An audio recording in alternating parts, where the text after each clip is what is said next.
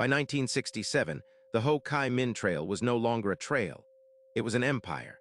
20,000 tons of supplies a month flowed south through a network of jungle roads, hidden truck parks, and underground hospitals stretching from the Mu Gia Pass down to the Cambodian border. General Vo Bam, commander of Group 559, the unit responsible for the entire logistical artery, had over 100,000 soldiers, engineers, and porters working under triple canopy jungle.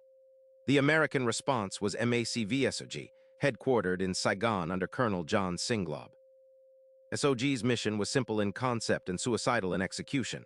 Insert six-man teams, 2 Americans and 4 Montagnard or Nung indigenous fighters deep into denied territory. Find the trail, tap the wires, snatch a prisoner, call in B-52 strikes from coordinates nobody else could reach. The first SOG recon teams, codenamed Idaho, Alabama, Iowa, Kansas, went in expecting to fight the same enemy the conventional army was fighting in South Vietnam. Disorganized guerrillas, poor marksmen, easy prey for trained Green Berets. They were wrong. What they encountered in Laos was not the Viet Cong. It was a specialized counter-reconnaissance force, the Dome 70 trackers and the Annihilation Battalions, soldiers who did nothing but hunt American teams for a living. These men knew every ridge, every stream crossing, every helicopter landing zone within 100 miles of the trail. They had memorized SOG's tactics by 1966. And by 1968, they had built 3 ambush methods specifically designed to kill Green Berets. The first one nearly wiped out RT Idaho on May 20th, 1968, and the after-action report was sealed for 3 decades. But that was just the opening move. What came next rewrote the rulebook on jungle warfare. The first tactic was the L-shaped ambush.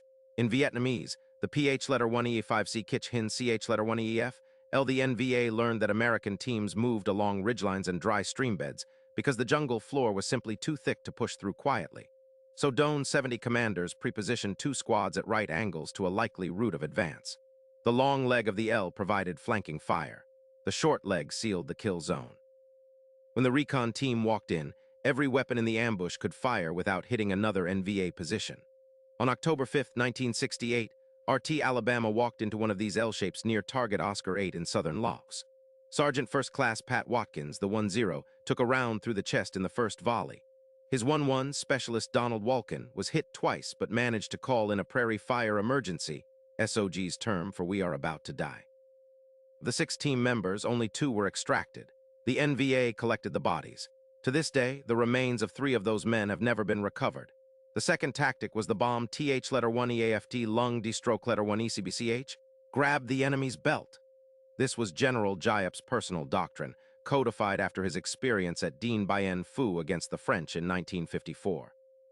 The principle was brutal: get so close to American forces that they cannot use their overwhelming advantage in artillery and air support without killing themselves.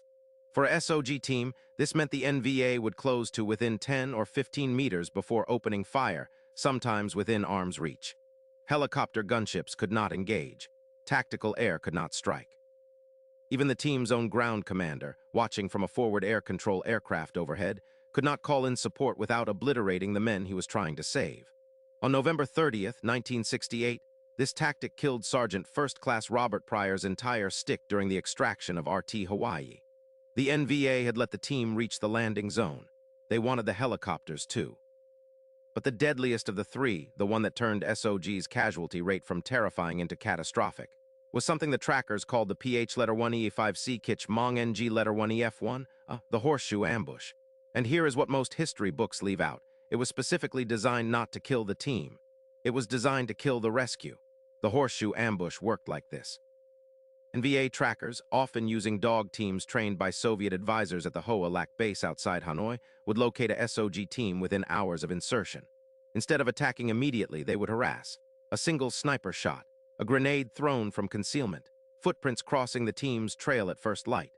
The goal was psychological: force the 1-0 to call for emergency extraction. When the helicopters came, the NVA were ready.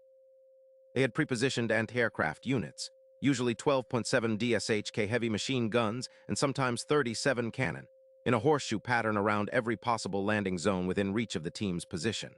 The open end of the horseshoe faced the LZ. The closed end pointed toward the direction the helicopters had to approach. On October 11, 1968, RT Vermont was inserted near the tri-border area at the Play Trap Valley. By nightfall, they were surrounded.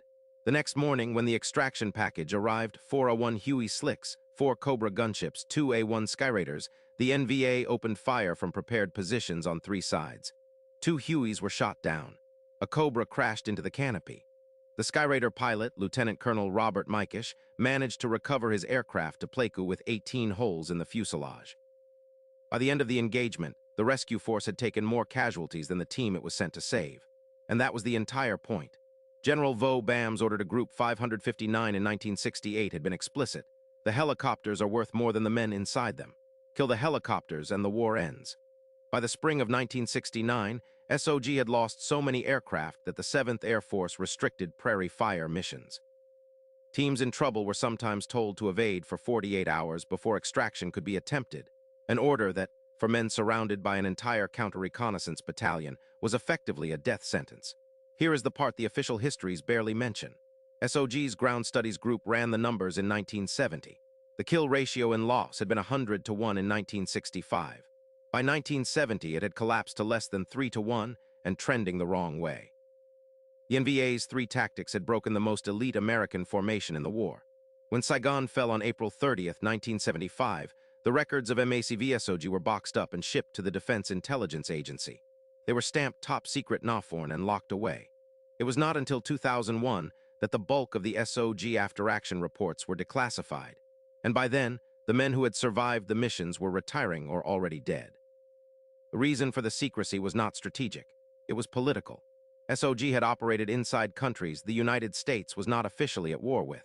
The casualty figures from those operations, 57 Americans listed as killed in action in Laos, but over 300 more listed as missing under circumstances the Pentagon refused to discuss, could not be reconciled with the public position of every American administration from Johnson to Ford.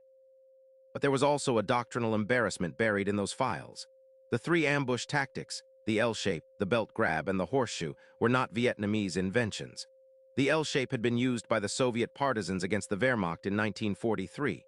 The belt grab was a refinement of Mao Zedong's engage close doctrine from the Chinese Civil War. The horseshoe anti-helicopter ambush had been studied at the Frunze Military Academy in Moscow and shared with Hanoi by Soviet advisors in 1967. In other words, the North Vietnamese had not outfought the Green Berets in some mysterious display of jungle cunning. They had studied the manuals. They had identified the predictable patterns in American doctrine, the helicopter, the air support, the trained reluctance to fight at close quarters, and they had built a counter-doctrine using textbook Soviet methods. The lesson the U.S. Army officially took away from Vietnam was that special operations needed better technology, better helicopters, better radios, better intelligence. The lesson the SOG veterans took away was different. Colonel Singlaub put it bluntly in his 1991 memoir, "The enemy will always be smarter than your doctrine assumes." The moment your tactics become a pattern, the moment your insertion procedures become a checklist, you have given the other side everything they need to kill you. It is a lesson that, by some accounts, the U.S. military had to relearn in the mountains of Afghanistan 30 years later, when Taliban fighters using almost identical L-shaped ambushes against American patrols in the Korangal Valley caused the highest infantry casualty rates since Vietnam itself. CTA 1213 Minh. If you have made it this far, you already understand military history at a deeper level than most documentaries will give you credit for. This channel is built for that kind of viewer, real commanders, real numbers, real consequences. Subscribe so you do not miss the next operation, because we are working through every shadow war the Pentagon would rather you forget. And drop a comment. Which of the 3 tactics, the L-shape, the belt grab, or the horseshoe, do you think was the deadliest? I read every reply. Outro 1315 Minh. The last MACV-SOG mission crossed into Laos on April 30th, 1972. Operation Thunderhead. 3 men went in. None of them came out the way they were supposed to. The unit was officially disbanded that same year, its records sealed, its survivors scattered into other special forces commands and instructed never to speak about what they had done. But the tactics that defeated them did not die. They were taught. They spread. They are being used right now, somewhere in the world, by insurgent forces who studied Vietnam the way American officers once studied Gettysburg. The horseshoe ambush at Mogadishu in 1993 that downed 2 Black Hawks. The L-shaped ambushes in Helmand Province in 2009. Every one of them traces back, in doctrine and in design, to a jungle in Laos where six-man teams learn the hard way that elite training is not the same thing as victory.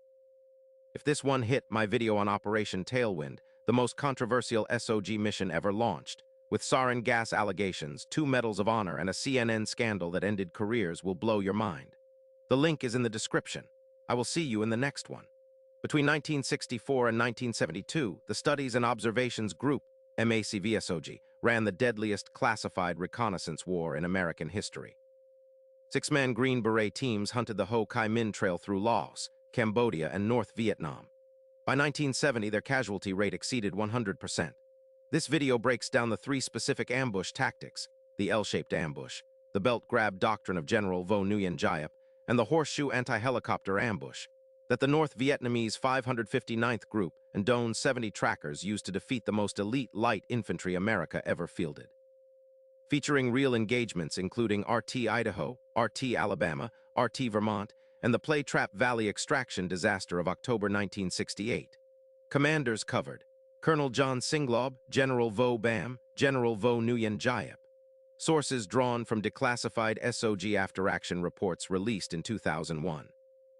0000 Hook, the 88% casualty rate 00. 30 The Secret War in Laos 03. 00 Tactic 1, the L-shaped ambush 06. 00 Tactic 3, the Horseshoe and the Rescue Trap 09. 00 What the Pentagon Buried for 30 Years 12. 00 Subscribe 13. 00 The Last Mission and the Legacy. Subscribe for more military history the textbooks left out.